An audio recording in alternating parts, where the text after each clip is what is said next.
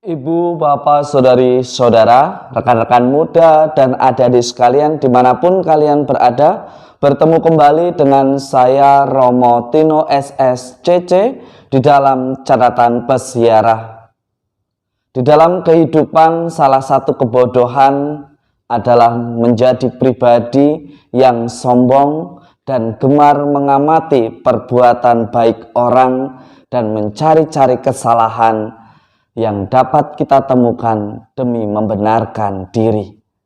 Tetapi sebagai orang beriman, Anda dan saya serta kita semua diajak untuk bersaksi dengan hadir nyata di dalam kerendahan hati demi kemuliaan Tuhan, dan bukan untuk menyombongkan diri atau mencari kesalahan sesama kita.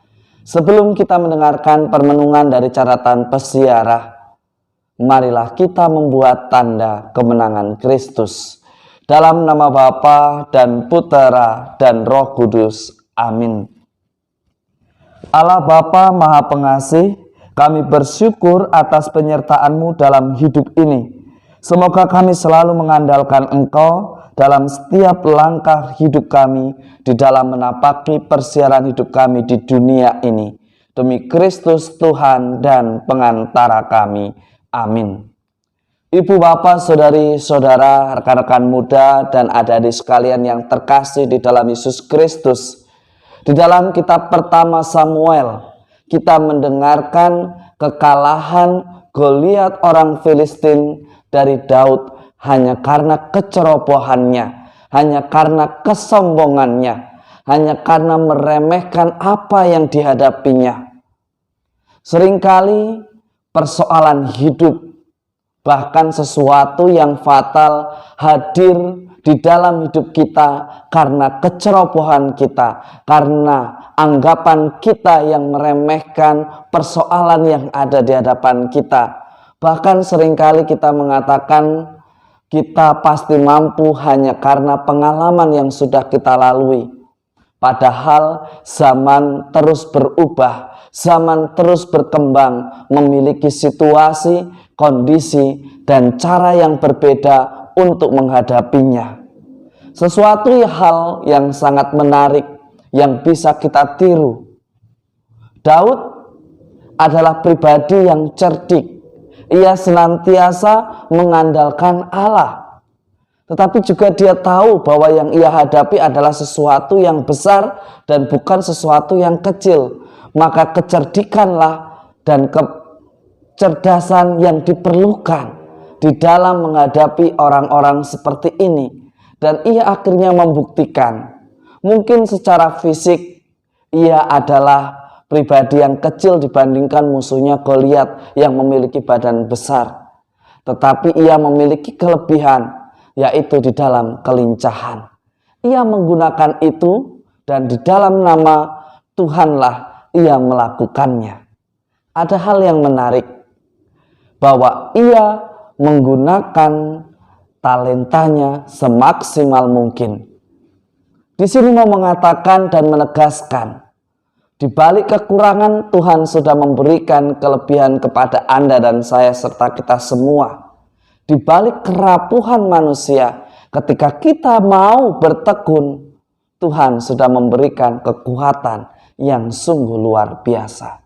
Hanya menjadi persoalan seringkali kita menjadi bodoh, menjadi tidak sanggup, atau menjadi orang yang seringkali mengeluh karena kita sombong, karena kita hanya pandai mengamati tetapi tidak mau melakukan apa yang sebenarnya kita berikan.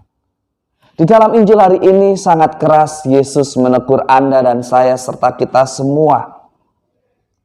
Ia mengatakan, sebagaimana tertulis di dalam Injil suci menurut Markus. Ketika Yesus menyembuhkan dan juga memulihkan orang yang mati sebelah tangannya. Lalu orang-orang Farisi datang mengomentari, mulai mencari-cari kesalahan. Menjadi pertanyaan refleksi, manakah lebih baik mengamati atau melakukan sesuatu yang membawa kehidupan.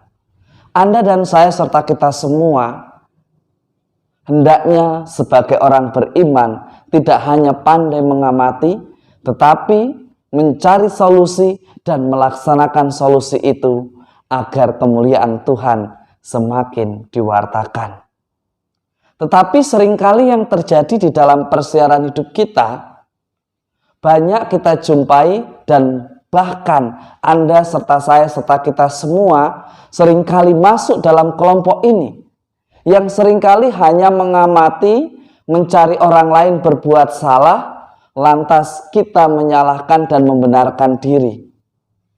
Tetapi kita tidak melakukan sesuatu yang baik, maka sangatlah wajar Tuhan Yesus Kristus di dalam Injil suci Markus mengatakan adalah perbuatan yang memalukan jika sebagai orang beriman di dalam persiaran hidupnya hanya mengamat-amati, menunggu kesalahan orang.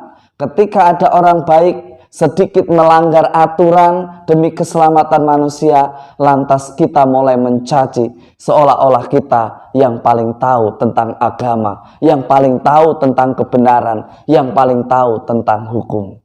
Beranikah kita bersaksi, berbela rasa, menghormati martabat sesama dengan mewartakan kasih Allah di dalam tindakan yang nyata, bukan menjadi pengamat setia yang senang mencari kesalahan sesama. Semoga berkat Tuhan senantiasa melindungi dan memberkati kita semua, Bapa dan Putera dan Roh Kudus. Amin. Cinta kasih orang beriman tidak membuat kita sombong. Cinta kasih orang beriman tidak menjadikan kita pribadi yang senang mengamati dan mencari kesalahan orang. Cinta yang sejati adalah sikap di mana kita berani berkorban, berani mencintai dengan cinta yang sama meskipun terluka. Karena cinta yang sejati dan tulus senantiasa menyembuhkan dan membawa sukacita bagi orang yang hidup di dalam kebenaran. Jangan takut untuk bersaksi, jangan takut untuk memartabatkan sesama kita. Selamat beraktivitas, Tuhan memberkati. Amin.